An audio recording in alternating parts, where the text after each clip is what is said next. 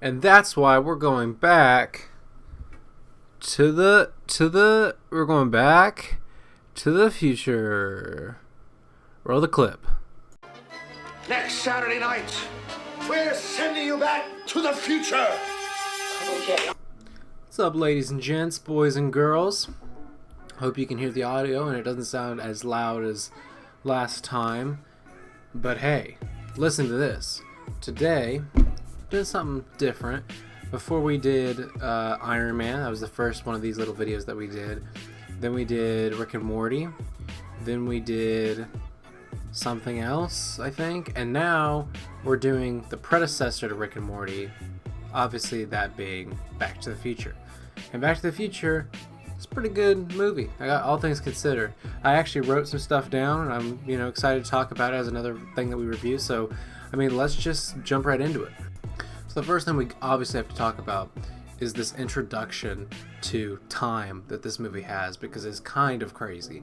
Obviously Back to the Future is a time travel story. It's one that since its release in 1980 whatever, it has just prolonged the idea of time travel and the DeLorean, which could have just died off a long time ago.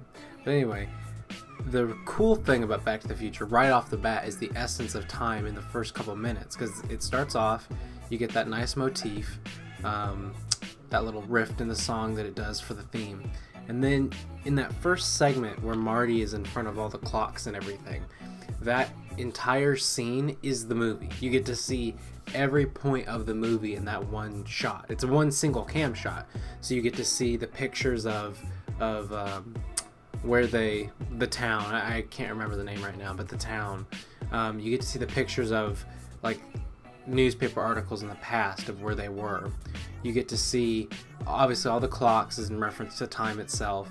You get to see newsprints about Doc and how he's coming up with these inventions, and then you get to see a little bit about the dance, I believe. And so you get to see every point in the movie. It's pretty cool nonetheless. You get right into it with Marty entering the frame looking for Doc, and it also, we don't waste time in this movie going into all of the needy, like, here's character A, here's character B, let's talk about them for a bit, then dive into their story. We don't need that because we go right into it. And you also got everything you need to know in a 2-minute scene with one panning shot, up until he hits that chord on the guitar and blows out his speakers. Until that moment, everything is basically already set up for us to just jump right into the plot. And then the next thing that I have written down that I like is the idea that Marty's family and everything, they just act like a bunch of losers pretty much, because that's how they ended up in their original timeline. And so you just kind of get the feel for that right off the bat, which is interesting, right? Because you put 2 and 2 together, and by the end of this movie, they, flip it. They're very reverse, but the audience gets a chance to really really dislike the family that is Marty's family and kind of feel bad for him in all this. But then at the end, we just kind of get excited because it all gets turned around and Biff gets what he's got going for him.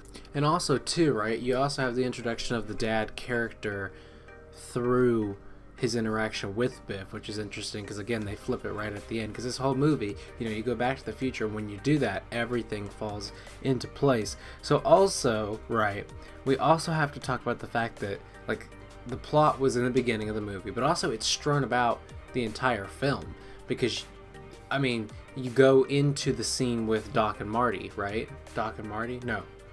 Rick and Morty, Doc and Marty. It's all, the names are everywhere, right? Because Justin Roiland obviously mixed all that stuff up when he created his parody. But yeah, so anyway, from that scene with the mobsters trying to shoot at Doc and all that stuff happening, that is a direct tie into the end of the movie, the beginning of the movie. That puts a plot point in for everything. So all of these scenes just kind of depend on each other, right? You also get to see the Doc dying moment at the beginning of the movie, which we find out at the very end is in the same timeline where he survives anyway, because he got the note from Marty. So it just all comes together. You also get to the DeLorean introduction, right? And then you get that funny scene where the DeLorean's coming out. it's coming out of that truck or trailer or whatever, and you get that sweet ride and music plays a good role in this movie too. You get it's almost like a slick introduction with a rise in music, and it immediately contradicts Doc, who kind of just goofs up right afterwards. So both of those contradict each other in a way that makes the scene funny. Let's see, what else we got here.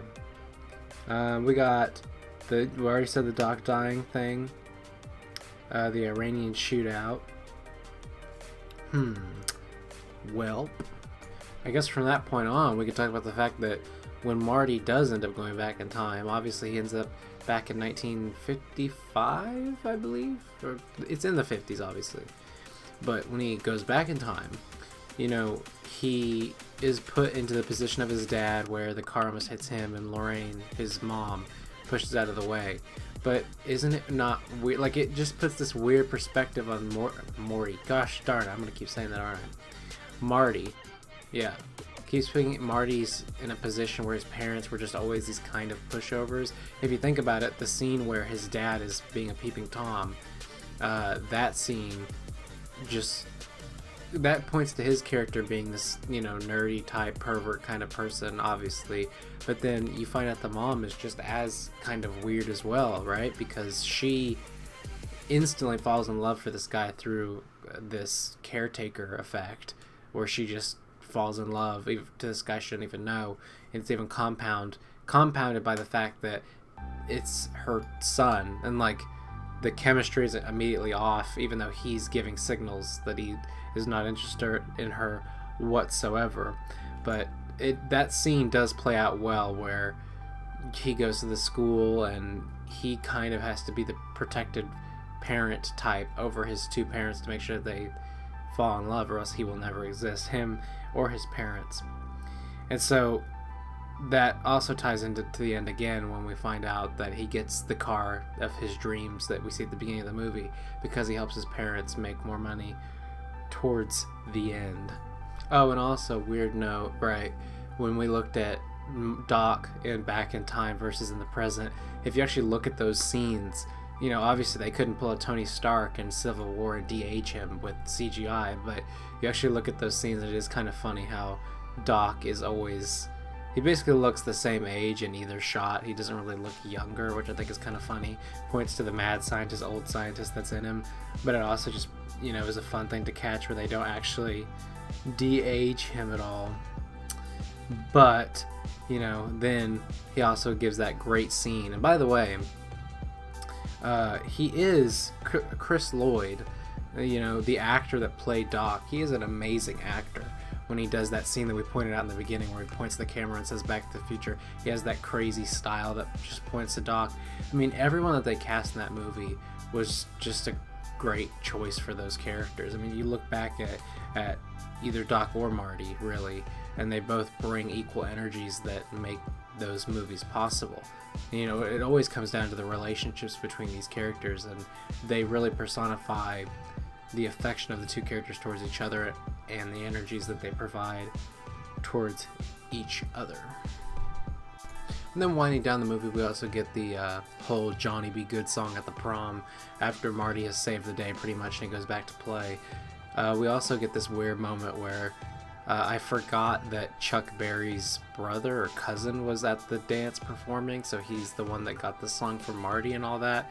It's a weird thing to throw in this movie, but I mean, it's a fun, I don't even know, it's not an Easter egg, it's just kind of a fun catch, I guess. I don't know about that as much, but all that is there too.